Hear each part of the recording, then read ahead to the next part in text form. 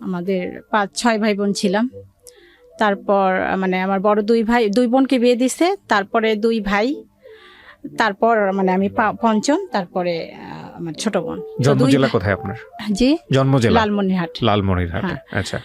তারপর 2 বোনে বিয়ে হয়ে গেছে, তারপর 2 ভাই ছোট ছিল। আমি ক্লাস 5-এ ছিলাম, তখন মায়ের হাতে পুরো সংসার, 4 জন আমরা। যাই হোক, আমার আম্মু চাকরি করছে, আমাকে লেখাপড়া শিখাইছে, সবাইকে শিখাইছে। আব্বা নাই দেখে আমাকে কলেজে মানে ভর্তি করার পরই বিয়ে দিয়ে দিছে। বিয়ের পর ওখানে লালমনিরহাটে থাকা হয় নাই, হাজবেন্ড নিয়ে নারায়ণগঞ্জে চলে আসলাম।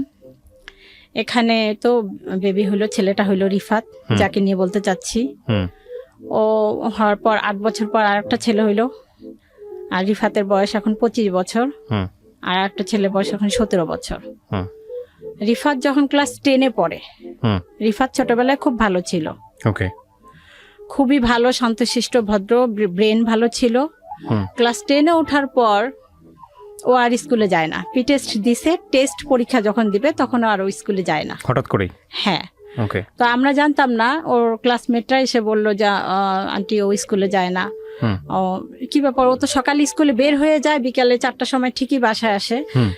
তখন আমি খোঁজ নিলাম, গিয়ে দেখি বা জানতে পারি যে ওই কোনো আপনার কি ওই পুকুর এই টাইপের কোনো নীরব নির্জন জায়গায়, জনমানবহীন নীরব নির্জন জায়গায় চুপ করে বসে থাকে। এটা আপনি খোঁজ নিয়ে জানলেন নাকি আপনি গিয়ে বের করলেন? হ্যাঁ, জানার পর আমি নিজে গিয়ে দেখছি, চুপচাপ বসে ছিল, ব্যাগটা স্কুল ব্যাগটা পাশে ছিল। কোথায় ছিল এটা? কোথায় ফার্স্ট টাইম কি দেখলেন আপনি সেটা বলেন। পুকুরের পাশে, গাছের নিচে। আবার কোনো মসজিদের ছাদের উপরে কোনায় চুপচাপ, যেখানে কেউ যায় না, নীরব একদম, মানে মানুষের মধ্যে থাকবে না। তারপরে বাসায় আনার পর কোনো বাড়ির ছাদে, 5তলা বা 6তলা এরকম ছাদে, তারপরে নিয়ে আসলাম যে কি ব্যাপার, না আমার স্কুল ভালো লাগে না, আমি স্কুলে যাব না। ওর কথাবার্তা, ও কোনো মানুষ আসলে ঘরের মধ্যে ও কারোর সাথে কথা বলবে না, মুখটাকে আড়াল করে রাখবে। তো আর একটা আমার বই ছিল, মৃত্যুর পরে কিয়ামতের আগে, এই বইটা খুব পড়তো, আর কেউ আসলে ওই বইটা দিয়ে মুখটা ঢেকে রাখতো। নামাজ কালাম পড়া শুরু করলো হঠাৎ করেই। তারপর এখন আশেপাশে সবাই বললো জিন ধরছে, পড়িতে আসক্ত, এরকম কিছু। তারপর ওই এলাকার যত দূর যেখানে বলছে, কবিরাজ, আলেম, মসজিদের হুজুর, ইমাম সাহেব, যে যেখানে বলছে সব জায়গায়। ঠিক আছে। হ্যাঁ, তারপরে আর ও তখন থেকে ওর সন্দেহটা শুরু হয়েছে। ওই আমরা যেমন একটা হুজুর নিয়ে আসি, দেখাই যে না এটা, ওই বলে যে এই হুজুরটা ভালো না, ওই হুজুরটার কাছে চলো, ওইটা জিদ, ওই দিকে ওর মানে ওই যে সন্দেহটা ওখান থেকে শুরু।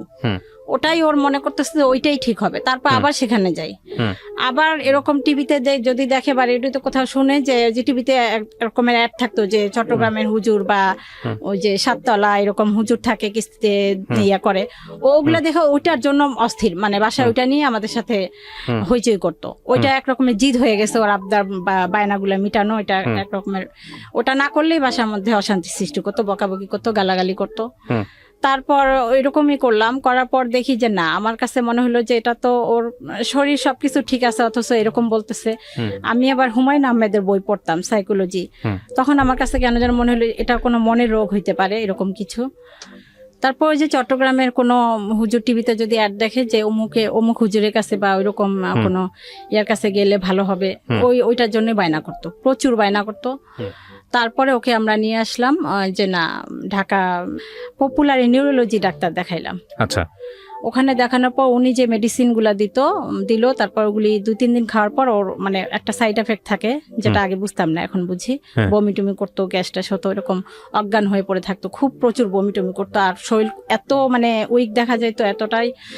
তখন ওইটা বন্ধ করলো, ও খাইতে চাইলো না, আমিও আর বুঝি নাই তখন যে না খাওয়াইলে সমস্যা হতে পারে, আমিও বন্ধ করছি।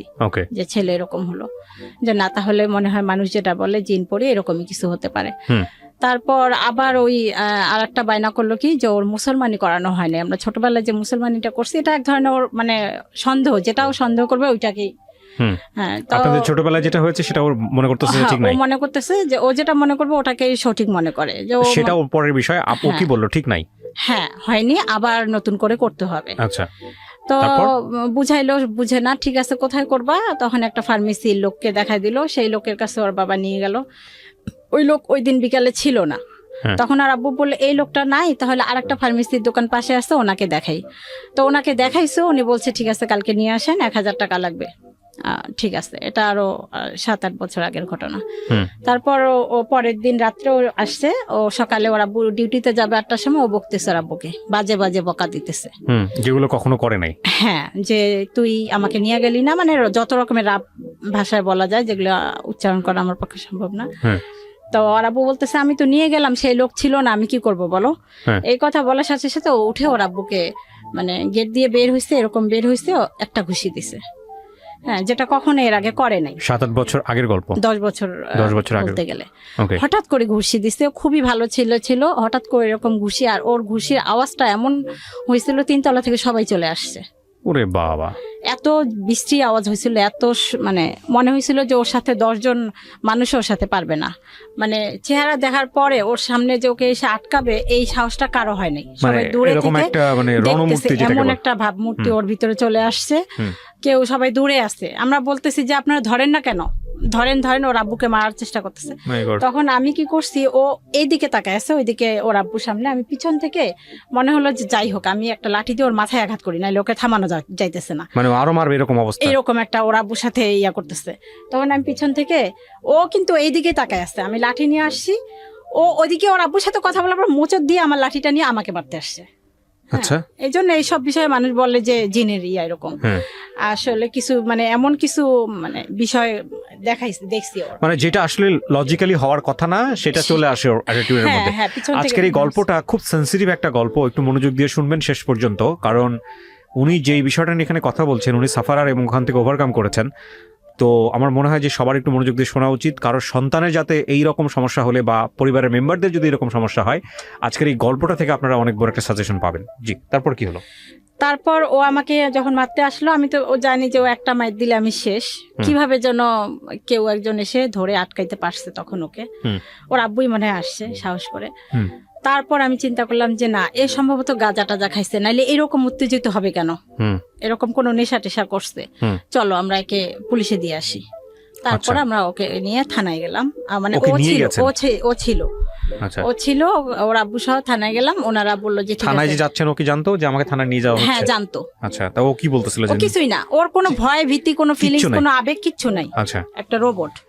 তারপরে থানায় গেলাম, ওরা মানে কেউ একজন বাসার পাশে বললো যে এভাবে যদি আপনারা বলেন নিবে না, আপনাদেরকে বলতে হবে ও মানে আসক্ত এবং একটা কোনো কিছু ওর পকেটে রেখে দিতে হবে, এরকম কিছু। এখন এটা তো খুবই কঠিন। ওই রাতটা, ওই দিনটা যে আমার কিভাবে কাটছে এটা কাউকে বুঝাইতে পারবো না, যে আমার ছেলেকে আমি মিথ্যা একটা কথা বলে পুলিশের কাছে ধরাই দিচ্ছি, কারণ আমরা সেফে থাকার জন্য। কিন্তু কোনো একটা মা মিথ্যে কথা বলতেছি যে জিনিসটা কি একটা নেশা জাতীয় একটা ওষুধও নিয়ে আসছে ওর আব্বু, যে ওইটা বিছানা রাখবে, পুলিশকে বলবে যে ওইটা খায়। সেই রাতটা অনেক কষ্টেই গেছে। যাই হোক, তারপর ছেলেকে ভালো ভালো খাওয়াইছি, কালকে ছেলেকে নিয়ে যাবে পুলিশ এসে। তারপর পুলিশ আসলো, তো আল্লাহ পাকের অশেষ রহমতে পুলিশটা সম্ভবত খুব ভালো লোক ছিল। আমি পুলিশ আসার পরে আমি বাইরে গিয়ে, মানে আমার ছেলে মনে হয় মারা গেছে এরকম, আমি ডেকে নিয়ে আসছি, আমি কান্নাকাটি করতেছি বাইরে। তো পুলিশ এটা শুনছে হয়তো বা, তখন ওর মাকে ডেকে নিয়ে আসেন, আমাকে নিয়ে আসছে, কি ব্যাপার আপনি নিজে গেলেন, আবার আপনি কান্নাকাটি করতেছেন। তখন আমি বলে ফেলছি যে স্যার ওর তো এটা জানি না এরকম। তখন উনি বলল যে এরকম তো মানসিক সমস্যা, এটা হইতে পারে, আপনারা ডাক্তার দেখান। উনি আমাদেরকে পাঠাই দিল, মানে উনি নিল না, অ্যারেস্ট করলো না। উনি নিজে ওই মুহূর্তে আমার ছেলেকে বললো যে আপনি নিয়ে যান হাসপাতালে। তখন আমি পিজি হাসপাতালে নিয়ে আসলাম। পিজি হাসপাতালে নিয়ে আসার পর ওখানে ওরা ভর্তি করতে বললো। এর আগ পর্যন্ত ডাক্তার কবিরাজ সমস্ত, এর আগ পর্যন্ত শুধু কবিরাজের কাছে, শুধু নিউরোলজি ডাক্তার দেখাইছি। তখন ওইটা অনেক আগে, তারও 1-1.5 বছর আগে। তারপরে মেডিকেলে নিয়ে আসলাম। মেডিকেলে নিয়ে আসার পর ওখানে ওরা 10 দিনের জন্য ভর্তি রাখলো, এবং ডাক্তার আমাকে তখন ওরা জানাইলো যে আপনার ছেলের একটা রোগ, এই রোগের নাম সিজোফ্রেনিয়া, মানসিক রোগ, প্যারানয়েড সিজোফ্রেনিয়া। Paranoid schizophrenia. কত বছর আগে এটা জানলেন? জানলেও আমি তখনও বুঝি নাই যে এটা একটা রোগ। আমার কাছে ভাত পানির মতোই মনে হয়েছে, জ্বর কাশি এরকমই মনে হয়েছে। এবং আপনার কাছে মনে হচ্ছে, আপনি তখনও বিশ্বাস করেছেন যে এটা এই রোগ? বুঝি নাই যে এটা এত জটিল একটা কঠিন রোগ না, কিন্তু আপনি যখন আপনাকে বললো যে সিজোফ্রেনিয়া, তখন কি আপনি এটা বিশ্বাস করেছেন যে না এটা সত্যি সিজোফ্রেনিয়া, নাকি আপনি তখনও কবিরাজি সম্পর্কেই তখন আমি জানি না, আমি জানি সেটা এটা ঠিক আছে, জ্বরের মতো, কিন্তু কাশির আপনার মতো একটা দেখেন রোগ। দুটো বিষয় এখানে। একটা হচ্ছে যে আমাদের সমাজে এরকম কোনো কিছু হলে প্রাথমিক পর্যায়ে যেটা মানুষ মনে করে জিন ভূতের কোনো না ব্যাপার আমি স্যাপার। বুঝতে পারছি যে এটা একটা মানে রোগ, এটা মনে এটা হয়েছিল, আপনি accept করেছেন? এটা আমি বুঝে গেছি। এইটা আমি কেন বারবার জোর দিয়ে জিজ্ঞেস করতেছি, হ্যাঁ। এই একসেপ্ট করার ব্যাপারটা খুব ইম্পর্টেন্ট। কারণটা হচ্ছে বিষয়টা কিন্তু যন্ত্রণা, হ্যাঁ, মানসিক যন্ত্রের একটা যন্ত্রণা। সমস্যা হলে না, আমি যদি বলি ধরেন আপনার হাতে একটা মেশিন আছে, মেশিনের কোনো একটা পার্টস নষ্ট হয়ে গেছে, আপনি যাবেন পাঁচটা লাগাবে, সঙ্গে সঙ্গে সার্ভিস দেওয়া শুরু করবে। মানুষের কিন্তু এরকম না। মানুষের যদি জ্বরও হয় সারতে অ্যাটলিস্ট 3 দিন সময় লাগে। আর মানুষের মধ্যে যখন অস্থিরতা কাজ করে তখন কিন্তু মানুষ একটা পথ্য বেছে নেয় না, বিভিন্ন রকম। কেউ যদি বলে ডাক্তার ডাক্তার, কেউ বলে যেখানে বলে সেখানে মনে হয় যে গেলে ভালো হবে। আর আমাদের সমাজে সাধারণত এই ধরনের প্রবলেম বৈজ্ঞানিকভাবে সমাধান করতে চায় না কেউ, রাইট, জিনভূত মনে করেই ওইখানেই পড়ে থাকে। এই জন্যই আমি আপনাকে জিজ্ঞেস করছিলাম যে আপনি মেডিকেল সায়েন্সটা একসেপ্ট করেছেন কিনা। এটা আমি প্রথমেই একসেপ্ট করছি। ওকে, তারপর যেহেতু আমি ওই যে হুমায়ুন আহমেদের বইগুলো পড়তাম সাইকোলজিক্যাল, প্রথমেই আমি করছি। কিন্তু শুধুমাত্র আমি করলে হবে না, আমার পরিবার ওরা কোনোভাবেই একসেপ্ট করেনি। এ পর্যন্ত, এখন পর্যন্ত বলতে গেলে অনেকেই করে নাই। আমার আশেপাশের লোক করে নাই। ওদের কথা অনুযায়ী তখন বলবো কেমন মা, আমরা বলতেছি অমুকের কাছে নিতে, তমুকের কাছে নিতে, এখনো নিচ্ছে না। তখন থেকে আমি আসি যে সাইকোলজি কোনো ডাক্তার যদি দেখি আমি তাহলে দেখাবো। তো যাই হোক, পুলিশকে আবার আমি এখানে একটা কথা আড়াল করতে মানে ভুলে গেছিলাম। পুলিশকে আমি পাশে বারান্দা দিয়ে চুপ করে ডেকে বলছিলাম যে স্যার ওর না এরকম না, ওর মানসিক রোগ আছে। ওর আব্বুর আড়ালে, ওর আব্বু তো ওইটাই চাচ্ছে যে ওকে দিবে, অ্যারেস্ট করে নিয়ে যাবে। হ্যাঁ দিবে। ওর আব্বু বুঝে না, এখনো বুঝে না। কিন্তু আমি যেহেতু বুঝছি, আমি ওনাকে চুপ করে জানলা দিয়ে ডেকে বলছিলাম, ওর আব্বু ঘরে ছিল। তখন উনি বল ঠিক আছে আপনি ভিতরে আসেন। আসার পরে উনি তারপরে এই যে পাঠাইলো ওর আব্বুর কাছে বলে। তারপর খাওয়া দাওয়া ঘুম এগুলোর মধ্যে কোনো দেখছিলেন ওই সময়টাতে? ঘুম ছিল না, ওই সময়টাতে ঘুমাইতো না, কোনো ঘুম ছিল না। সারা রাত বাইরে যাইতো, ছাদের উপরে চুপ করে বসে থাকতো। আপনার পুকুরে মানে একটা বিল্ডিং এর পিছনে যে নোংরা জায়গাগুলা থাকে, আবর্জনা, মানুষ লোকে করে ত্যাগ করে, ওই রকম জঘন্য জায়গার মধ্যে এভাবে হেলান দিয়ে এভাবে পড়ে থাকতো। রোদ আসতো, বৃষ্টি হয়তো কোনো অনুভূতি ছিল না ওর ভিতরে যে এখন রোদ হচ্ছে, বা সারাদিন না খাইতো না, এরকম করতো। এরকম একটা অবস্থা। ওকে জিজ্ঞেস করেছিলেন যে তুমি কোনো ধরনের কোনো মেয়ের প্রেমে পড়েছো কিনা? সে মেয়ে তোমার কাছে এরকম কিছুই না। জিজ্ঞেস করেছিলেন আপনারা? হ্যাঁ, বহুবার। আচ্ছা, এরকম কোনো কিছু না। আর এগুলা দেখলে ওইগুলা হলে তো আমরা বুঝতামই, তখন তো ফোন টোন ছিল না। তারপরে ডাক্তার কাছে নিয়ে আসার পর ডাক্তার আমাকে বলল, তখনও বুঝছি যে একটা মানসিক রোগ, এটা সেরে যাবে, কিন্তু এটা যে সিজোফ্রেনিয়া জটিল এটাও বুঝি নাই। তখনও বুঝছি যে ঠিক আছে এটা মানসিক রোগ। তো আনার পর ভালো হইলো, অনেকদিন ভালো থাকলো। তখন বললো যে আমি আর স্কুলে পড়বো না, আমি চাকরি করব। উনি বলতেছিলেন? ও বলতেছে যে আমি চাকরি করব। আচ্ছা, ঠিক আছে চাকরি করো। চাকরিতে জয়েন করার 3-4 মাস পর ওখানেও আবার। কোথায় জয়েন করলো? ওই আমাদের নারায়ণগঞ্জেই একটা গার্মেন্টসে চাকরি করলো। ওখানে 2-3 মাস করলো, করার পর ওখানে আবার ওর ভিতরে যে ও চাপ নিতে পারে না, এটা আমি তখনও বুঝতে পারিনি। কোনো চাপ নিতে চায় না বা চাপ নিতে পারে না, সেই ধৈর্যটা ওর নাই।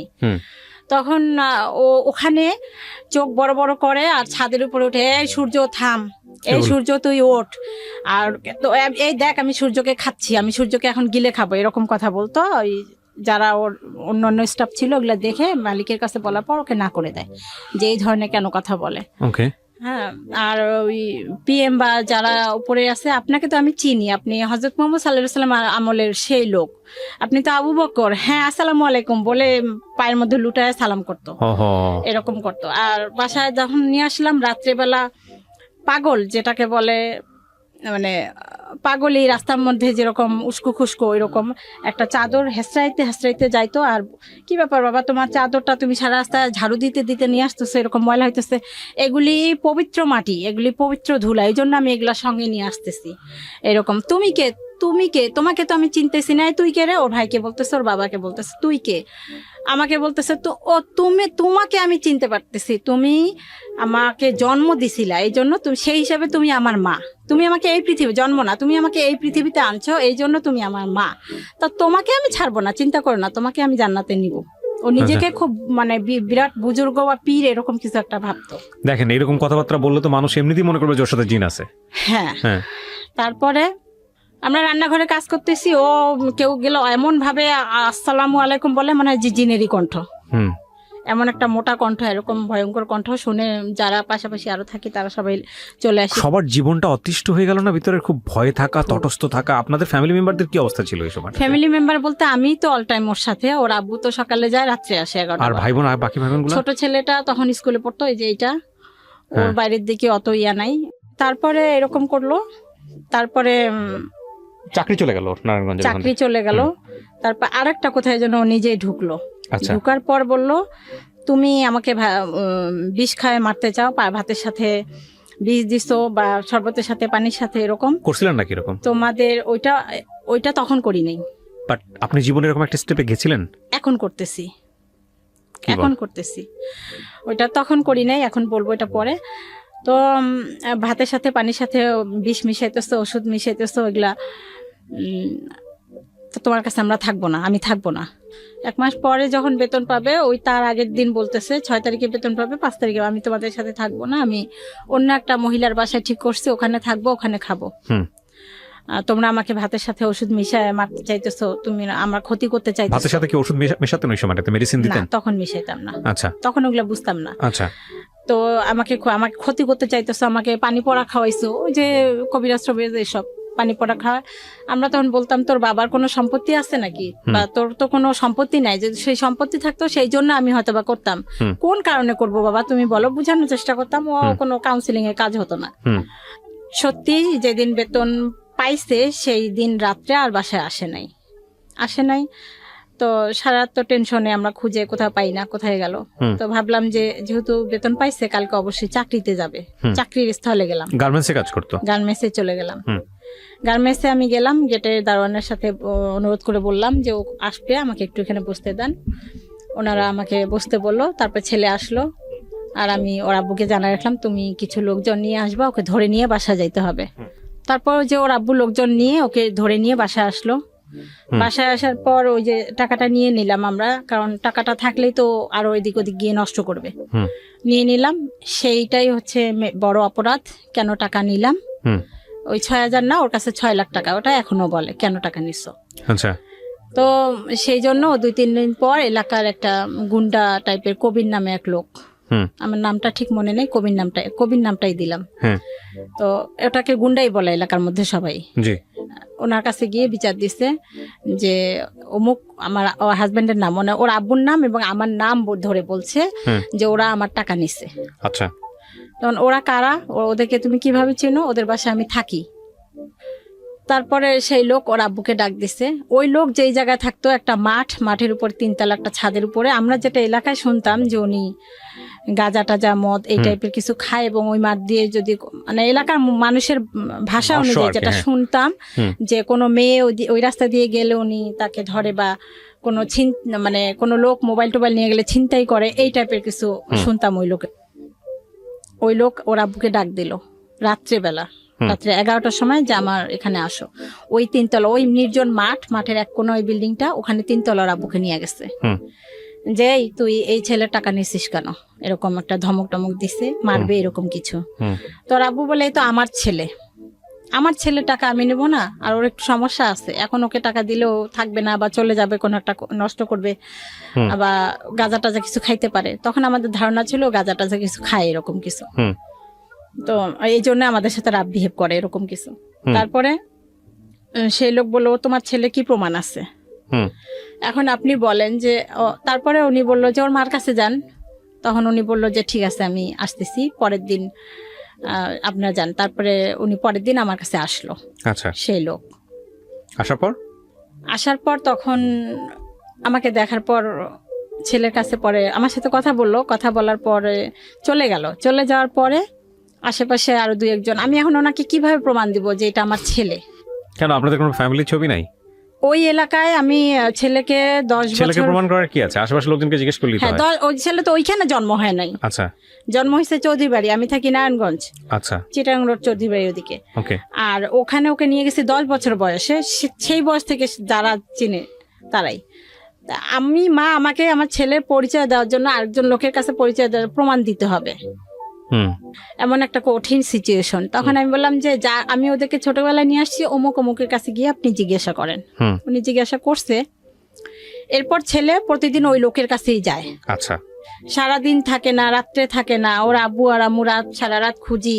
রাত্রে একটা কুকুরও যদি ঘেউ ঘেউ করে, মনে হয় যে রাস্তায় হয়তো বা ওকে কেউ মারছে, কেউ খুন করছে, হয়তো বা রাস্তায় লাশটা নিয়ে কুকুর চিল্লাচিল্লি করতেছে, টানাহাসটা করতেছে, এরকম একটা টেনশন থাকে। ওর আব্বুকে বলে ওর বন্ধুর বাসায় বা যাদের সাথে খেলাধুলা করতো তাদের বাসায় গিয়ে দরজার সামনে লাইট জ্বালা জুতা চেক করতাম যে এর ঘরে আমার ছেলে আছে কিনা। অত রাতে তো ওকে ডাকা যায় না, কার ঘরে গেছে, কোথাও খুঁজে পাইতাম না। পরে শুনতাম, দিনের বেলা পরে শুনতাম হয়তো ওই লোকের কাছে গেছে, অথবা পরে আস্তে আস্তে দেখলাম যে ও কোনো বাড়ির ছাদের চিপায় চুপ করে শুয়ে থাকে রাতের বেলা, বা কোনো মসজিদের ছাদের চিপায় নির্জন এলাকায় এরকম চুপচাপ শুয়ে থাকে, বাসায় আসবে না, বা দিনে সারাদিন নাওয়া খাওয়া নাই। বেশিরভাগ সময় ওই লোকের কাছেই থাকতো, ওই গুন্ডাটার কাছেই থাকতো। 10-5 টাকা হয়তো বা দিত। আমার রাত্রে দিলে তো একটা বিশাল টেনশন তখন, যে এই লোক না জানি আমার ছেলের হাতে ছুরি ঢুকায় ধরাই দিয়ে বলে যে ওই লোকটাকে খুন করে আয়, বা মোবাইলটা চুরি করে নিয়ে, এরকম কোনো অন্যায় কোনো কাজে নাকি ওকে জড়িত করে, নাকি ওকে কিছু খাওয়ায়, এরকম একটা বিশাল টেনশন। কিভাবে এই লোকের কাছে আমি আমার ছেলেকে উদ্ধার করব। তারপর ছেলেকে উদ্ধার করার জন্য ওই লোকের কাছে ফোন দেই। তখন ওই লোক আমাকে এরকম একটা কথা বলে, মানে কথার ইয়াতে বোঝা যায় যে ওনাকে আমার মানে ওনার ইচ্ছা পূরণ করতে হবে, এরকম কিছু একটা। এই ছেলের জন্য ছেলে ওখানে পাশে ছিল সম্ভবত, কথাগুলা শুনছে। তখন আমি ওনাকে স্ট্রেট জবাব দিলাম যে দেখেন, আপনি যদি এখন আমার ছেলের গলায় ছুরিও দিয়ে আমাকে বলেন ছেলে মারা যাক, ছেলের মৃত্যু একদিন হবে, আল্লাহ নিবে, আমি আপনার ওই কথায় কোনোদিনও মানে রাজি হব না। আপনি যা খুশি তাই করেন, আমি আপনাকে আর ফোনও দিব না। আর একটা কথা শুনেন, আমি আপনার কথাগুলো কিন্তু রেকর্ড করে রাখলাম আমার সিমে। আমি যেহেতু আপনাকে বারবার ফোন দেই, যদি আমার ছেলের কোনো ক্ষতি হয়, এই রেকর্ড করা কথাগুলো কিন্তু চলে যাবে থানায়। এই কথাটা ওনাকে বলে দিলাম। তারপর আমি তখন স্কুলে চাকরি করতাম, কিন্ডারগার্টেনে। তো আমি স্কুলে যাওয়ার পর 8টা থেকে 10টা, তা আমি স্কুলে চলে যাওয়ার পর আমার ছেলে শুনতাম মাঝে মাঝে বাসায় আসতো, এসে ওই সময় খেয়ে যাইতো। তো ছোট ছেলেকে বললাম, ও যদি আজকে আসে তুই আস্তে করে বাইরে দিয়ে দরজায় তালা দিয়ে আমাকে ডাকতে যাবি। তারপর ওই রকম আসছে, ভালো রান্না করে রাখছি, যে ভালো রান্না দেখলেও খাবে। মুরগির মাংস ভুনা করছি, ও খাইতে খাইতে ওই সময়ের মধ্যে আমি চলে আসবো। তারপর আসছি, এসে ওই অবস্থায় আমি যেভাবে ছিলাম সেই অবস্থা ওকে নিয়ে সোজা লালমনিরহাট আমার দেশের বাড়ি চলে গেছি। এটা কি আগে থেকে প্ল্যান করা ছিল আপনার? হ্যাঁ, না প্ল্যান ছিল না। আমার চিন্তা যে ওই লোকের কাছে কিভাবে আমার ছেলেকে আমি উদ্ধার করব, মানে কবিরের কাছে যেতে দিব না, যেন কোনো অন্যায় কোনো কাজ ওকে দিয়ে না করায়। এই কবির নামটা ছদ্মনামে এখানে ব্যবহার করা হচ্ছে। ওকে, বলেন। তারপর ওই অবস্থায় উপরে আর একটা মহিলা ছিল, ওনাকে বললাম ও ছেলেকে তো নিয়ে যাওয়া যাবে না, এখানে আবার নাটক করতে হয়েছে। জীবনে অনেক নাটক করলাম এই ছেলের জন্য শুধুমাত্র। তখন ওই মহিলাকে বললাম, আপা আপনাকে আমার সাথে একটু অভিনয় করতে হবে। কি ছেলেকে বলতে হবে, যেহেতু ও পাগল, কোনো কবিরাজের নাম শুনলে ও সেখানে ছুটে যাবে। তো আপনি আসবেন, এসে আমাকে বলবেন, আপা আমাকে বকবেন ওর সামনে আমাকে বকলেও খুব খুশি হয়। আপনি আমাকে বকবেন আর বলবেন যে অমুক জায়গায় একটা ইয়ে আছে, ওখানে নিয়ে যান, আপনি আমাকে টাকা দিবেন। উনি সেটা এসে করলো, শায়লা নাম ওনার, ওই মহিলাটা এসে আমাকে বললো, আপা আপনি ছেলেটাকে এরকম ক্ষতি করতেছেন কেন, ওকে নষ্ট করতেছেন কেন? এই যে আমার কাছে একটা ভালো কবিরাজের ঠিকানা আছে, আপনি ওকে নিয়ে যান ওখানে। লালমনিরহাটের নাম তো বলে নাই, বাট আপনি লালমনিরহাটে তো নিচ্ছেন আলটিমেটলি। হ্যাঁ, ওকে। হ্যাঁ, তারপরে ওকে ওইটা বললো। তারপরে আমি উনি বলার পর আমার ছেলে রাজি হলো। ঠিক তো, কবিরাজের কাছে নিতেছো, কোনো চালাকি করতেছো না। শায়লাপা বললো যে আমি কি আনো তোমার মার সাথে চালাই, তোমার মা তো ভালো না, খারাপ, খালি তোমার ক্ষতি করতেছে, তুমি যাও তো, আমি খোঁজ নিব, আমিও যাইতেছি 2 দিন পরে, তুমি যাও। তারপর ওই কথা বলার পর ওকে নিয়ে আমি গাবতলী, নারায়ণগঞ্জ দিয়ে বাস আছে, তবু ওই বাসে আসিনি, সোজা গাবতলীতে এসে ওখান থেকে বাস নিয়ে লালমনিরহাটে চলে গেলাম। চলে গিয়ে ওখানে ওকে রেখে আমি তারপর চলে আসলাম, ব্যাক করলাম আমার ঢাকায় ওকে রেখে। ওকে, আচ্ছা, এখন এখানে পরের দিন আমাকে কবির ফোন করছে, ওই লোক ছদ্মনাম যার নাম দিলাম। হ্যাঁ, আপনার ছেলে কি অবস্থা, এখন যে ফোন দেন না, আপনার ছেলে যে খোঁজ খবর নেন না। তা বললাম না, উনি এখন এটা জানে না যে আমার ছেলেকে আমি রেখে আসছি, আমার ছেলের খবর নেওয়ার জন্য উনি আমাকে হিসাবে ব্যবহার করছে। তখন আমি বলছি যে আপনি যা খুশি তাই করেন, আমার ছেলেকে আমি আনতে যাব না। তো উনি পায় নাই আমার কাছে, আমি ছেলে আসা ছেড়ে দিয়েছি। ওইরকম ছেলে আমার দরকার নেই, যে আপনার মতো একটা গুন্ডার কাছে গিয়ে থাকতে পারে, আর আপনার মতো গুন্ডা এই ধরনের কথা আমাকে বলতে পারেন। আমি ছেলেকে ছেড়ে দিয়েছি, আপনি যা খুশি তাই করেন। তারপরে অনেকদিন পর, কয়েক মাস পর আমার ছেলেকে নিয়ে আসা হইলো ওইখানে। কার কাছে ছিল? লালমনিরহাটে আমার মায়ের কাছে ছিল। ওর কি ধরে বেঁধে রাখতে হইতো? তখন মাঝে মাঝে ও ভালো হয়ে যাইতো, অটোমেটিক ভালো হয়ে যাইতো মাঝে মাঝে, খুব নরমাল আচরণ করতো। নর্মাল আচরণ করতো। মা আর একটা বিষয়, ও বাইরের কারোর সাথে কোনো খারাপ কখনো করেনি, কখনো এই পর্যন্ত করেনি। ইন্টারেস্টিং। তারপর হ্যাঁ, অন্যান্য এই সিজোফ্রেনিয়া অন্যান্যরা করে, কিন্তু এর বেলায় সেই জিনিসটা এখন যায় নাই। তারপরে ওখানে মার কাছে রাখার পর মা মনে হয় কবিরাজ টবিরাজ দেখাইলো, দেখাটার পর ওখানে কবিরাজ বলছে ওর সাথে 3টা শয়তান আছে, একটা ভালো শয়তান একটা খারাপ শয়তান, এরকম নানান কিছু। তারপরে আসলো বাসায়, কিছুদিন ভালো ছিল। তারপরে আবার ঢাকা মেডিকেলে ডাক্তার দেখাইলাম, ওখান থেকে আবার ট্রিটমেন্ট করলাম, করার পরে আবার ভালো হইলো। ও বাসায় আসার পর, লালমিয়া থেকে ঢাকায় আসার পরে আবার অসুস্থ হয়ে গেল, আবার সে আগের মতো। তারপর আবার ইয়াতে ঢাকা পিজি হাসপাতালে নিয়ে ট্রিটমেন্ট করলাম। ট্রিটমেন্ট করার পর আবার সুস্থ হইলো, মানে কিছুদিন ট্রিটমেন্ট করলে ভালো থাকে, আবার কিছুদিন পর ও যখন ভালো হয়ে যায় তখন আর ওষুধ খাইতে চায় না, যে আমি ভালো হয়ে গেছি আমি ওষুধ খাবো কেন। তারপর আবার একদিন হঠাৎ করে বললো আমার বুক জ্বালাপাড়া করে, আমার অস্থিরতা লাগে। তখন ঢাকাতে লালমিনহাটে, হ্যাঁ লালমনিরহাটে, সরি এই নারায়ণগঞ্জে। নারায়ণগঞ্জে। তখন আলটিমেটলি আপনার বাসায় থাকে না কবিরের সঙ্গে? হ্যাঁ, চলে আসছে। আর আমরা কবিরের বাসা ওই এলাকা থেকে আরেকটা এলাকায় চলে আসছি, এই জন্য ওই লোকের থেকে দূরে। তারপর আমার বুক জ্বালা পরে, আমার অস্থির অস্থির লাগে, মানে ঘরে আসে 5 মিনিট বসে, ভালো লাগে না, আবার বাইরে যায়, মনে হয় যে বাইরে গেলে ভালো লাগবে, আবার বাইরে গিয়ে আবার সারা এলাকা টোটো করে ঘুরে, আবার মনে হয় যে না ঘরে গেলে ভালো হবে, ভালো লাগবে, আবার ঘরে আসে, এরকম অস্থিরতায়। তারপরে লেখাপড়া তো একেবারেই বন্ধ, ক্লাস 10-এ উঠে বন্ধ। তারপরে একদিন ওকে আমি বললাম কি আমার সিমটা বিকাশ করতে হবে, চল তো বাবা যাই, পাশেই দোকান, 2 মিনিটের রাস্তা। ওকে নিয়ে গেছি, আর ওই ছবিটা নিতে মনে নেই, বাবা তুমি ছবিটা নিয়ে আসো, এমনি নর্মাল, কিন্তু ওই যন্ত্রণার কথাগুলো বলে। আমি বিভিন্ন রকমের ফার্মেসি থেকে ফাইল টাইল এটা সেটা আইনা খাওয়াই, যে গ্যাস্ট্রিকের কারণে হতে পারে, এরকম গ্যাস্ট্রিকের ফাইল বা গ্যাস্ট্রিকের ওষুধ টষুধ আইনা খাওয়াইতেছি, কোনো কমতেছে না, এরকম সবসময় বলতেছে আমার কেন জানি বুকে জ্বালা পড়া লাগে। তো ও এরকম বলতেছে যে বুক জ্বালা পড়া করে অস্থিরতা লাগে, এর মধ্যে চলাফেরা করতেছে, খাচ্ছে, ঘুমাচ্ছে। তো আমি তো ওই যে ডাক্তার ফার্মেসি থেকে ওষুধ টষুধ এনে খাওয়াচ্ছি, যে বুক জ্বালা পড়া করে কিসের। তারপরে একবার হাসপাতালেও নিয়ে গেলাম ডাক্তারের কাছে, যে এটা ফিজিক্যালি কোনো সমস্যা হইতে পারে।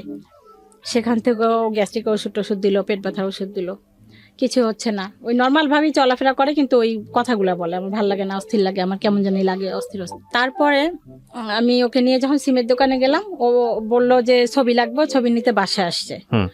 আসার পরে ও গোসল করেই 3 তলায় ছাদের উপর উঠে লাফ দিছে সুইসাইড করার জন্য। লাফ দিয়ে দিয়েছে? বুঝলেন কিভাবে আপনারা? আমি তো দোকানে, আশেপাশের লোকেরা বুঝছে, তারা চলে আসছে, আর আমি দেখলাম যে ছেলে এখন আসতেছে না কেন, তখন আমি বাসায় আসার জন্য পা বাড়াইছি। তারপর তখন কেউ একজন ছুটে গিয়ে আমাকে রাস্তাতেই বললো যে ও 3 তলা থেকে লাফ দিছে। 3 তলা থেকে লাফ দেওয়া কত কিছু হইতে পারে। এক্স্যাক্টলি। আপনি কি করলেন? আমি গিয়ে আর কোনো সুযোগ খবরটা পাওয়ার পরে আপনি কি দেখলেন, আপনি কি করছেন, আপনার চোখে কি দেখছেন ওটা বলেন। আমি গিয়ে দেখি ওকে লোকজন ধরে তুলছে, ও এইভাবে দাঁড়ানো আছে, ওর এই থুতনিটা ফেটে গেছে, রক্ত। তখন আমি কান্না করি নাই, যে আমি যদি এখন কান্না করি আমার ছেলে এখন কেউ নাই, কে যাবে, কে ট্রিটমেন্ট করবে। আমি কান্নাটা কেমন যেন আল্লাহ পাকে আমার ভিতরে মানে একটা শক্তি বা সাহস দিচ্ছে। দেখি কেউ একজন বেবি ট্যাক্সি নিয়ে আসছে, আমি ওকে সহ উঠলাম, আমার সাথে যাওয়ার মতো কেউ ছিল না ওই সময়। রুমে সম্ভবত 3000 টাকা ছিল, ওইটা নিয়ে পপুলারে চলে গেলাম। ওখানে গিয়ে কান্নাকাটি করতেছি, স্যারের পাও ধরতেছি যে স্যার কিছু একটা করেন, দেখেন কি হয়েছে, কত দূর, কতটুকু কি হয়েছে এটা আমাকে বলেন। ওনারা সবকিছু পরীক্ষা করলো, একদম আল্ট্রাসাউন্ড, এক্সরে, পায়ে x ray, total body check up করার পর বললো যে ওর পাটা গেছে। পা গেছে? পায়ে কি হয়েছে? পা ভেঙে গেছে, পায়ে হাঁটুর উপর থেকে আপনার ওটাকে কি বলে, হিপ পর্যন্ত এই জায়গাটা ভেঙে গেছে, ভেঙে এরকম ছুরির মতো হাড্ডিটা এরকম হয়ে গেছে। আচ্ছা। উনি বলল 1 লাখ বা তার উপরে লাগবে অপারেশন করতে। তখন আমার কাছে 1 টাকাও নাই, আর 3000 টাকা পরীক্ষাতেই লেগে গেছে।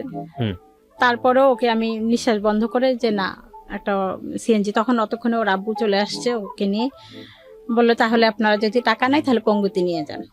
পঙ্গুতে আসলাম, পঙ্গুতে আসার 1 মাস এটা যেটা বলতে চাচ্ছিলাম, যেহেতু সময় নাই, যে পা ভেঙে গেছে ওর সেই ফিলিংসটা তখন নাই, ও একটা মানসিক রোগী, ওর সেই যন্ত্রণাটা নাই। ওর পা ভেঙে গেছে, ওকে পায়ের এইখানে রড দিয়ে এখানে বের করে এরকম একটা রড দেওয়া হয়েছে। সেই রড দিয়ে আমি যদি টয়লেটে যাইতাম, এসে দেখতাম ও ফ্লোরের মধ্যে হাঁটাহাঁটি করতো। ওরে বাবা, ওর ভিতরে কোনো যন্ত্রণা নাই। এইটা দেখে অন্যান্য যাদের হাত পা ভাঙ্গা পঙ্গু হাসপাতাল সমস্ত রোগী গোল হয়ে দাঁড়াইতে যেন কোনো সার্কাস দেখতেছে। ওরা মাথায় আশ্চর্য হয়ে যায় যে এইরকম পায়ের মধ্যে রড নিয়ে এরকম মানে পা ভাঙ্গা একটা ছেলে পাটা নেড়বের করতেছে এরকম, সেইটা নিয়ে ও খোঁচায় খোঁচায় হাঁটতেছে। ও মাই গড, মানে ওর ওইটার কোনো যন্ত্রণা নাই। আচ্ছা, ডাক্তার যখন আপনাদেরকে বলে দিল দিস ইজ প্যারানয়েড সিজোফ্রেনিয়া, তখন বুঝি নাই আমি। এরপরে ট্রিটমেন্ট ওনার তত্ত্বাবধানে ট্রিটমেন্ট করেন নাই আপনারা, নাকি ওই বলা শুনেই শেষ? না না, ট্রিটমেন্ট করছি। ওই যে এই রোগ তো কিছুদিন আমারছে, শুধু জাঙ্গিয়া পড়ে। আর আমরা তো ওই নতুন বাসায় গেছি, তো এলাকার সবাই কোন বাসায় গেল খোঁজ পায় না। তারপরে কোনোভাবে কেউ আমার নাম্বার দিছে, ফোন দিছে যে আপনার ছেলেকে এসে দেখে যান। এসে দেখি এরকম সব মানুষ জড়সড় হয়ে দেখতেছে, ভিডিও করতেছে, কেউ কেউ মজা নিতেছে। আর ওর পাশে কেউ যাওয়ার সাহস নাই, সবাই ভয় পায় দূর থেকে। ধরতে পারবে কি, ধরার মানে সবাই ওকে ভয় পায়, কিভাবে ওকে ধরবে, কিভাবে আমার কাছে নেবে। ওর আব্বু আর আমি অনেক কষ্ট করে বাসায় নিয়ে গেলাম। নিয়ে যাওয়ার পর তখনও বুঝি নাই ও কোন ইয়াতে গেছে, কেন এটা হলে এখনো বুঝি, আজও জানি না। বাসায় নেওয়ার পর ও যখন রাত্রে বিছানা থেকে নেমে টয়লেটে যাবে, ও যেভাবে পাটা দেওয়া দরকার অন্যভাবে পাটা দিয়ে ধাম করে ওয়াল শোকেসের উপর পড়ে ওয়াল শোকেসের গ্লাসগুলো ভাঙলো। ইচ্ছা করে ভাঙে নেই, ও কিন্তু পড়ে গেছে। অ্যাবনর্মাল, ওর শরীর একদম লুজ হয়ে গেছে। আবার আমরা ধরতে যাই, শুধু এইটুকু মনে আছে আমাদেরকে এইভাবে বলতেছে সর, মানে আওয়াজও বেশি একটা নেই, মুখ জড়ায় জড়ায় কথা বলতেছে। আবার ও অন্যদিকে হাঁটতেছে, যেদিকে বাথরুম সেদিকে না গিয়ে অন্যদিকে হাঁটতেছে, সেখানে পড়ে যাচ্ছে। ড্রেসিং টেবিলে পড়ে ড্রেসিংয়ের গ্লাসগুলো ভেঙে ফেললো। তারপর জোর করে ধরে যখন বাথরুমে নিলাম, ওই কলের পরে কলটা ভেঙে ফেললো। তারপর নিয়ে আসলাম, তখন বললাম যে ও তো খাইতে দিলাম, ও খাওয়া এখানে ভাত, ও অন্য জায়গায় হাত দিচ্ছে। তখন মনে হলো মানে ওর ব্যালেন্সটা নাই, ছেলের চোখগুলাই চলে গেছে, এরকম মনে হচ্ছিল। চলেই গেছিল তখন প্রায়, মানে ও চোখে কিছু দেখে না। আচ্ছা, আপনি আজকে কথার মাঝখানে একবার বলে ফেলেছেন যে মাঝখানে মনে হতো যে ওকে সুইসাইড করার জন্য বা ওকে মেরে ফেলার জন্য কোনো স্টেপ নিতেন আপনারা, যেটা আপনি বলতে চাচ্ছিলেন, আপনি বলেছেন, এখানে রেকর্ড আছে। এটা আর মাথা নাড়ালে হবে না, তাহলে ব্যাখ্যা করতে হবে ঘটনাটা কি। হ্যাঁ, আমি যেটা বলছিলাম, ও যখন বলতো যে তোমরা আমাকে বিষ খায় মারার চেষ্টা করতেছো, সেই বিষটা কি, আচ্ছা, সেইটা ও যেটা সন্দেহ করছে সেই সন্দেহটা এখনো আছে, সেটা এখন করতেছি। সেটা বিষ না, সেটা ঔষধ। আচ্ছা আচ্ছা, সেটা আপনি ব্যাখ্যা করতে চাচ্ছিলেন। তো এরকম হতো, সহ্য তো মানুষের একটা শেষ আছে। আমার নিজেরও একটা বাচ্চা আছে, আমি জানি যে এক্সট্রিম লেভেলে করলে ওর মা মাঝে মাঝে দুই একটা চল লাগাই দেয়। হ্যাঁ, এবং প্রথম দিকে আমি একদমই ওটা সাপোর্ট করতাম না, কিন্তু মাঝে মাঝে মনে হয় যে আচরণ শেখার জন্য কিছুটা প্রহার প্রয়োজন আছে, নইলে একদম এক্সট্রিম লেভেলে চলে যায়, ওয়াইল্ড হয়ে যায়। কিন্তু আপনি কি কখনো গায়ে হাত তুলতেন এই যখন এরকম আচরণ করতো? সেই মানে সেই ইয়াটাই ছিল না, ওকে ধমকও দেওয়া যাইতো না, ও 4টা ধমক দিত। মানে নিতে পারতেন, মানে ও যদি কিছু করবেন আমরা যে করবো সেই সাহসটাও আমাদের ছিল না। ওর এমন ভাবমূর্তি হয়েছে, যে মানুষ মৃত্যুর পরোয়া করে না, তাকে আপনি শাসন করে কি করবেন? হ্যাঁ, কথাটা এখানেই। একদিন আমি এই তুই এই কাজটা করলি কেন, এখানে একটা থাপ্পড় দিছি। হ্যাঁ, ও আমাকে সাথে সাথে এখানে একটা থাপ্পড় দিছে, আমার কানটা এখনো ফাটা, ভিতরে পড়া ফেটে গেছে। মানে সাধারণ কথার মধ্যেই কেন তুই আমার গায়ে হাত তুললি, আমি তখন বুঝি না যে ওই রকম এক্সট্রিম লেভেলে চলে গেছে। যাই হোক, তারপরে কি হলো? সেই রাত্রে তারপরে অবস্থা, তখন আমি দেখলাম যে ও চোখেও দেখে না, ওর মধ্যে কোনো ব্যালেন্স নাই। ওকে তখন ওকে আমরা বাঁধার চেষ্টা করলাম। ওর আব্বু আর ছেলে ঘুমাই গেল, একবারের মধ্যে ওর আব্বু আর ছেলে ঘুমাই গেছে। তখন ও আমাকে ওকে আমি বুঝাইতেছি, দোয়া টোয়া পড়তেছি, তখন ও আমাকে বলতেছে, আমার পায়ের কাছে বসে বলতেছে, আম্মু।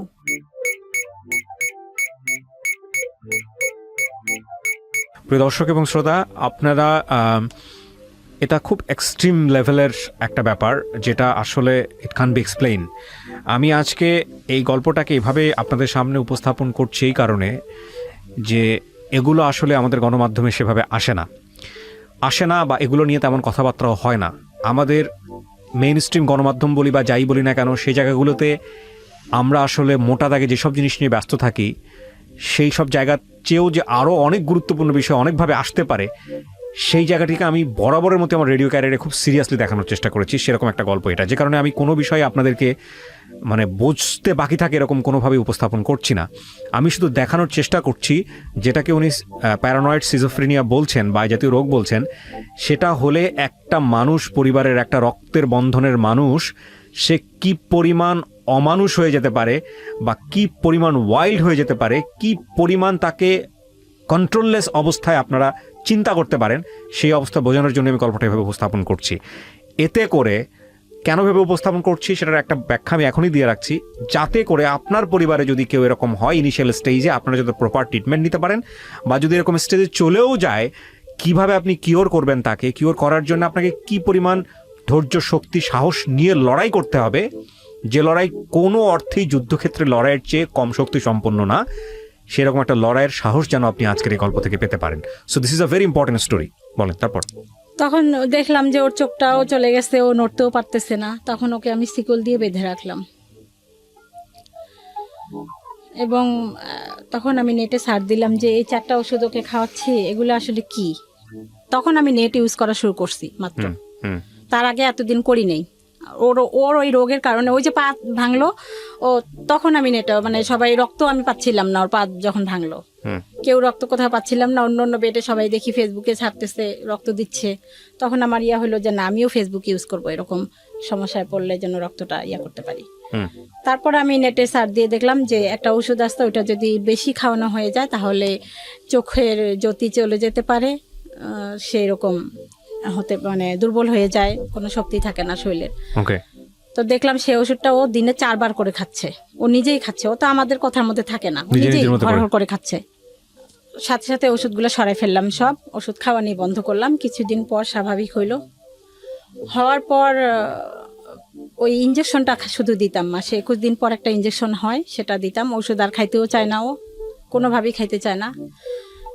20 সাল এসে সব থেকে মারাত্মক, সব থেকে ভয়ঙ্কর যে কাজগুলো হয়, যেগুলো সহ্য করার মতো না, সেই কাজগুলো 20 সালে এসে ঘটানো শুরু করলো।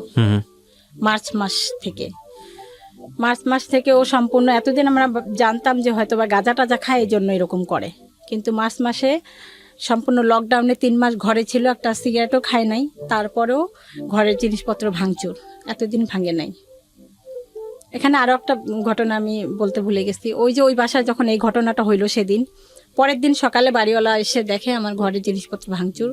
তখন উনি ভাবলো যে নিশ্চয় ছেলেটা ভালো না, এই যে অসুখ এটা বুঝে নেই, আবার শিকলে বাঁধা, আপনি আজকে এই বাসা ছেড়ে চলে যান, আপনি কেন আসছেন, বা ছেলের এই রোগ আসছে আপনি কেন গোপন করছেন, ছেলে তো গাঁজা টাজা খায়, আজকে এই মুহূর্তে বাসা ছেড়ে চলে যান। এখন ওই ছেলেকে আমি সামলাবো নাকি ওর টেক কেয়ার করবো, নাকি আমি বাসা খুঁজতে যাব, না জিনিসপত্র গোছাবো, এরকম একটা কঠিন পরিস্থিতি। ওটাকে অনুরোধ করলাম যে আমাকে একটু সময় দেন, উনি মানলো না, আজকেই চলে যান। পাশে কে যেন পরিচিত একজন ছিল, সে বলল যে না, এরকম ছেলেটার এরকম সমস্যা। ও তারপর 2-3 দিন পর যেটা হয়েছে, ও রুমে থাকতে চায় না, শিকল খুলে দেওয়া হলো, যখন একটু স্বাভাবিক হইলো, কিন্তু একটু ভালো হয়, কিছুক্ষণ পর আবার অ্যাবনর্মাল হয়ে যায়।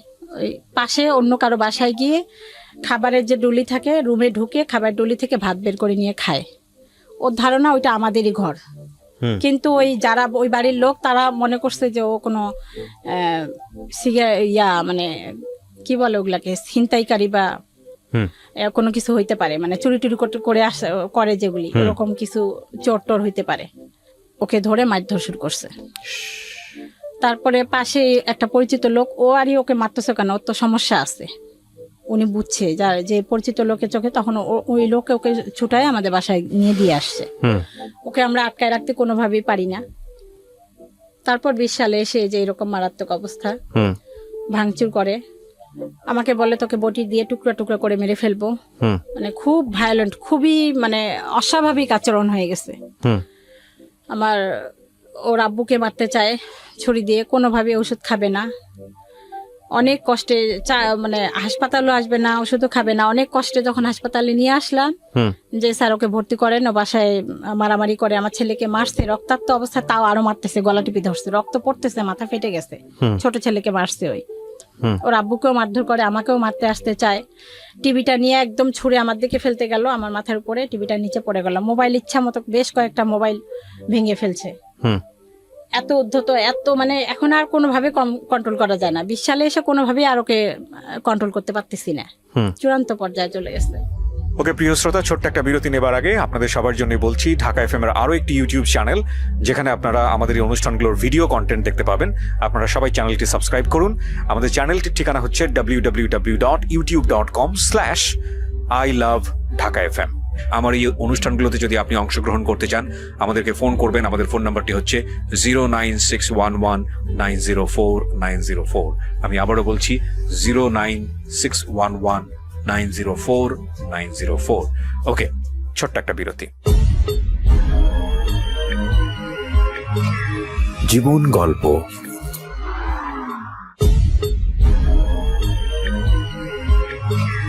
জীবন গল্প।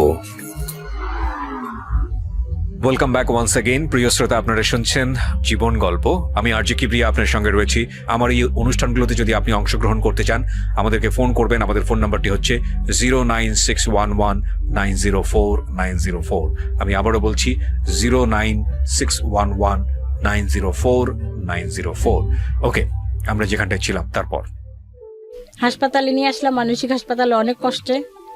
তখন ও ভর্তি হবে না, ভর্তির কাগজ স্যার লিখে দিছে, ভর্তি হয়ে আরেকটা রুমে যাব। ও চলে আসছে ওখান থেকে, আমাকে রেখে ও একাই চলে আসছে বাসায়।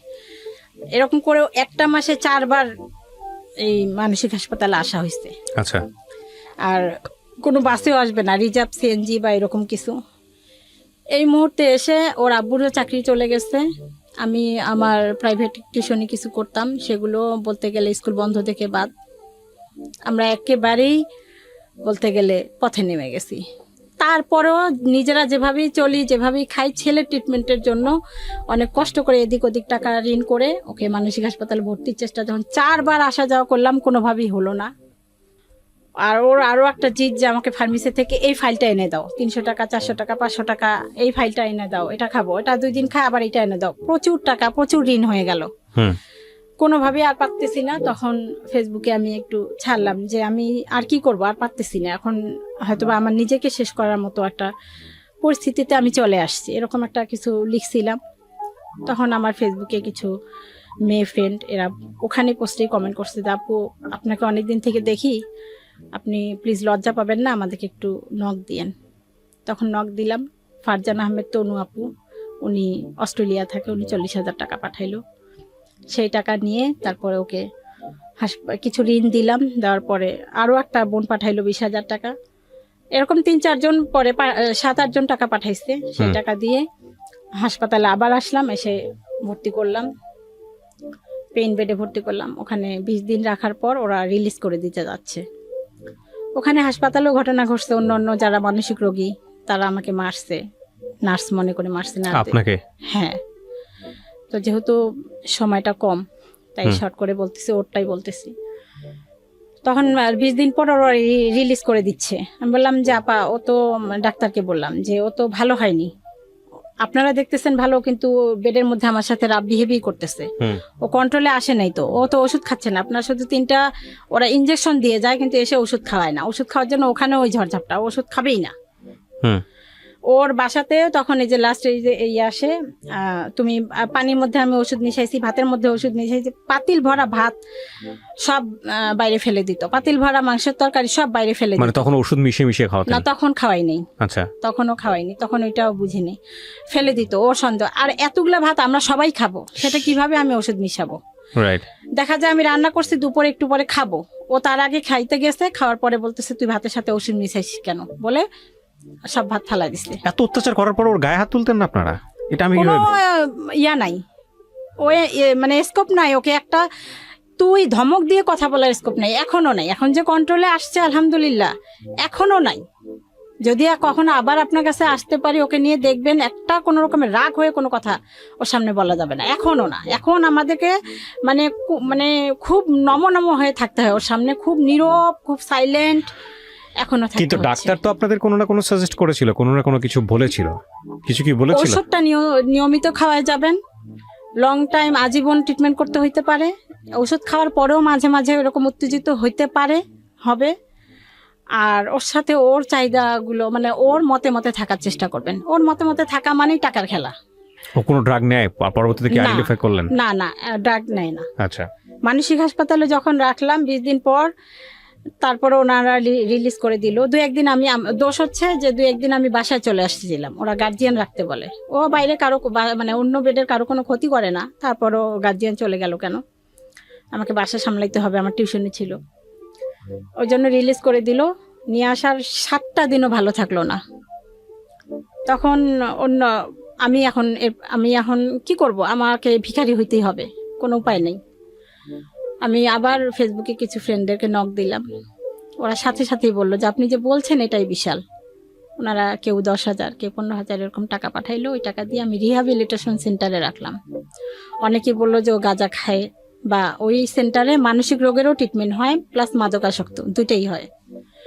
ওখানে তখন রাখলাম। ওখানে 3 মাসের কোর্স একটা, সবাই বলে যে ওখানে গেলে ভালো হবে। ওখান থেকে ফিরে আসার 4-5 দিন ভালো ছিল। ওখানে ওদের সামনে সম্পূর্ণ ভালো, আপনি কথা বলবেন, আপনার বাইরে মানুষের সবার সাথে খুব ভালো, শুধু বাসায় আমাদের সাথে, মানে বাবা মা আর শত্রু, ওর মা শত্রু, বাসায় আমাদের সাথে ভালো না। ওখানে ওরা বলে তো ওষুধ খাচ্ছে এখন, নিজের থেকে নিজে খায়, আর সমস্যা নেই, নিয়ে যান। নিয়ে আসলাম। আর এতগুলা টাকা দিয়ে খরচকে বারবার তো আমাদের রাখা সম্ভব না। নিয়ে আসার পরে 4-5 দিন ভালো ছিল, তারপরে আবার সেই রাব বিহেভ। এখন আমি চিন্তা করলাম যে আর রিহাবে ওই একই ওষুধই 3 বেলা খাওয়ায়, মানসিক হাসপাতালে ওষুধই 3 বেলা খায়, একটা জায়গা আটকায় রাখে। আমি আমার ঘরকেই রিহ্যাবিলিটেশন সেন্টার বানাবো। আমি আপনাকে কিছু কোশ্চেন করি, হ্যাঁ? আপনি আমার কোশ্চেনের অ্যান্সারগুলো দেন, তাহলে আপনার গল্পের একটা জায়গায় আমরা আসতে পারবো। কত সালে প্রথমে এই রোগটা ধরা পড়ে ওর? আমার এটা 12 সালে মেবি, 2012 সালের দিকে। আজকে হচ্ছে 21 সাল, 9 বছরের গল্প আপনার। 9 বছরের গল্প 1 ঘন্টায় তুলে নিয়ে আসা সম্ভব না, প্রথম কথা হচ্ছে এটা।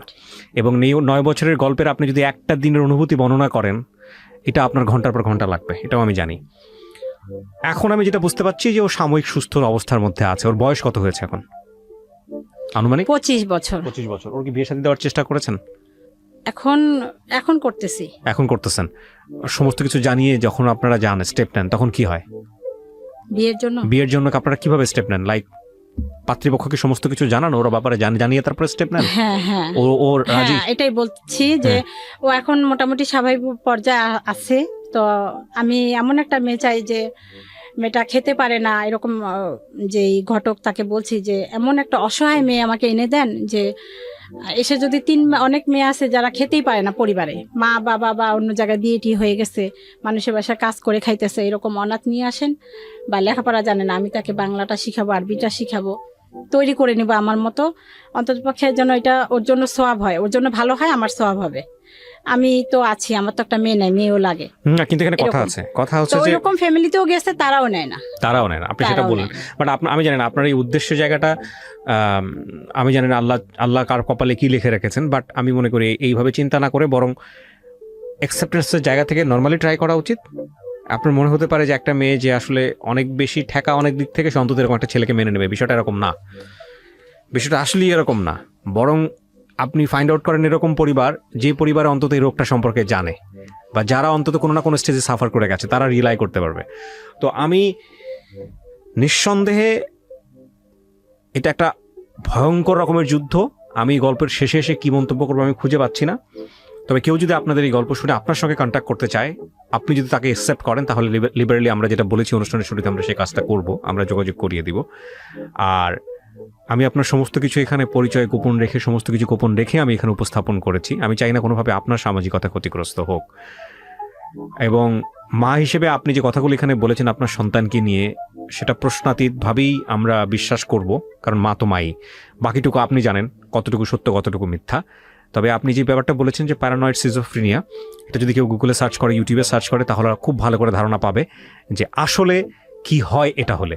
তো প্রিয় দর্শক এবং শ্রোতা, গল্পটা খুব অল্পতেই আমরা শেষ করছি। আপনারা কেউই হতাশ হবেন না, সারা জীবন জুড়েই আপনাদেরকে ট্রাই করতে হবে, এবং এই ট্রাইয়ের জায়গাটা যেন কখনোই আপনারা ছেড়ে না দেন, যদি সত্যিই মনে করেন এই মানুষটা আপনার জীবনের জন্য খুব গুরুত্বপূর্ণ।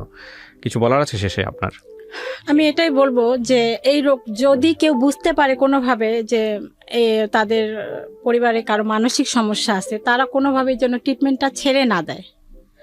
এটা সকলের কাছে অনুরোধ করে, মানুষ যতক্ষণ ডাক্তার না বলবে ততক্ষণ যেন ছেড়ে না দেয় কোনোভাবেই না। যত ওষুধ খাওয়ার পর যত সাইড এফেক্ট হোক, সেটারও আবার ওষুধ আছে, ওগুলি সব খাওয়া। আর একটা হচ্ছে যে এই রোগীদের এই যে এখন মারতে চায়, খুন করতে চায়, ওষুধ একটা বেলা না খাইলে পরের বেলা আবার অশান্তি সৃষ্টি করে, এই ওষুধগুলো খাওয়াইতে আমার অনেক কষ্ট হয়।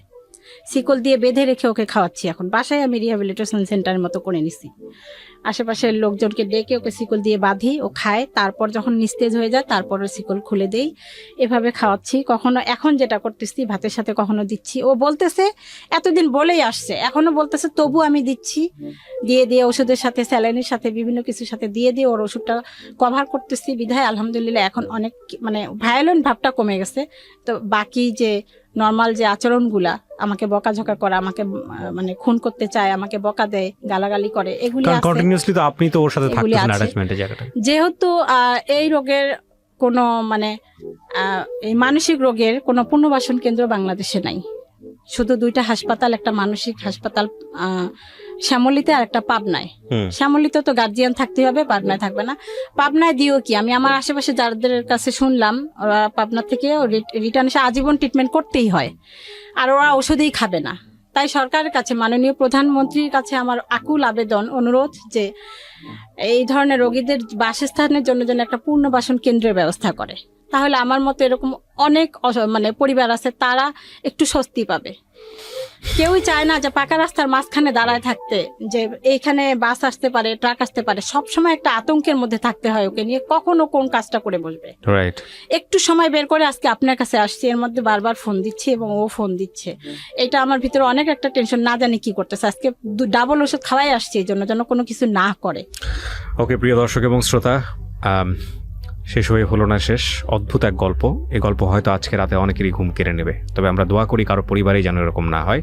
যদি হয়েই যায় তবে মনে রাখবেন, জীবন একটা যুদ্ধক্ষেত্র, আমৃত্যু সেই যুদ্ধ আমাদের করে যেতে হয়, এবং কখনোই যেন আমরা নিজের জায়গা থেকে নিজেকে সেই জায়গাটায় কম্প্রোমাইজ না করি।